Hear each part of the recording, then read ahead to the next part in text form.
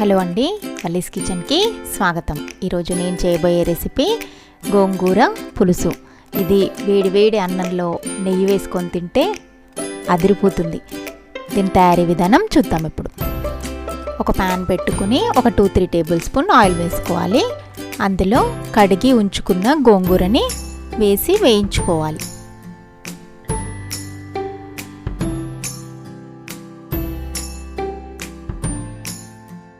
గోంగూర అంతా ముద్దలాగా దగ్గరికి రావాలి.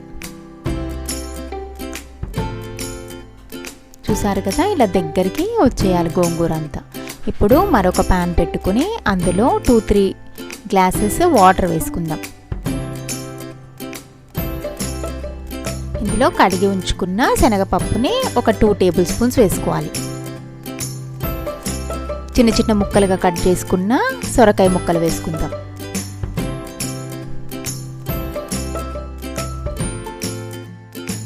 నీళ్లు మరుగుతున్నప్పుడు ఒకసారి చూసుకోండి, కొంచెం శనగపప్పు ఉడికిందో లేదో.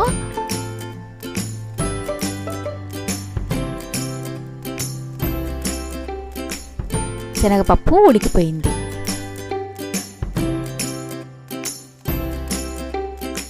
ఇప్పుడు మనం వేయించి ఉంచుకున్న గోంగూర ముద్దని ఒక కప్పుడు ఇందులో వేసుకుందాం. అంతా బాగా కలుపుకోండి. ఇప్పుడు ఒక గ్లాసు వాటర్ పోసుకోండి.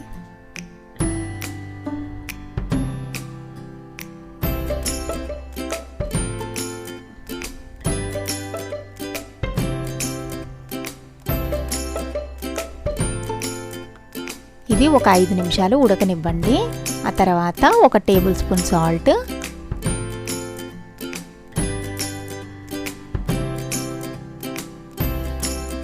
హాఫ్ టేబుల్ స్పూన్ పసుపు వేసుకోండి.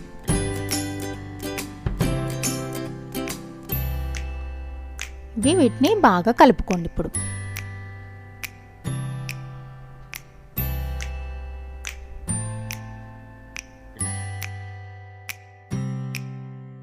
వన్ టేబుల్ స్పూన్ కారం వేసుకోండి.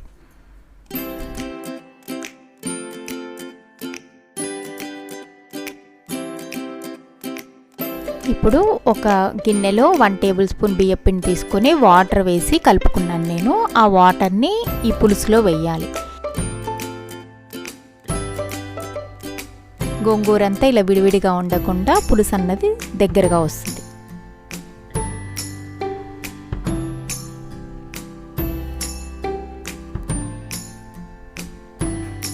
ఇప్పుడు ఇందులో తాలింపు వేసుకుందాము. ఒక ప్యాన్ పెట్టుకొని 2-3 టేబుల్ స్పూన్స్ ఆయిల్ వేసుకోవాలి. ఇందులో ఎండుమిరపకాయలు, ఆవాలు, మినప్పప్పు, జీలకర్ర వేసుకోవాలి.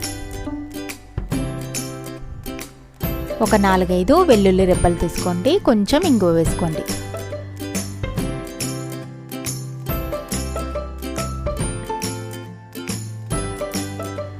ఒక 2-3 పచ్చిమిరపకాయలని ముక్కలుగా చేసుకొని వేసుకోండి. ఇది మీ కారానికి తగ్గట్టుగా పచ్చిమిరపకాయలు వేసుకోవచ్చు.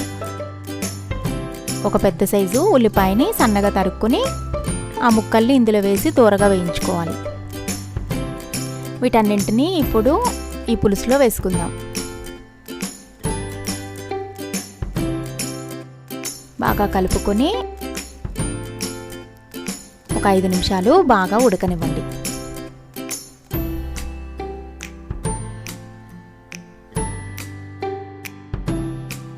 ఇప్పుడు పైనుంచి కొత్తిమీర వేసుకోండి. ఎంతో టేస్టీ అయిన గోంగూర పులుసు రెడీ అయిపోయింది. మీకు కనుక నా వీడియో నచ్చినట్టయితే ఒక లైక్ చేయండి. నా మరిన్ని వీడియోస్ కోసం నా ఛానల్ని సబ్స్క్రైబ్ చేయండి. Thanks for watching.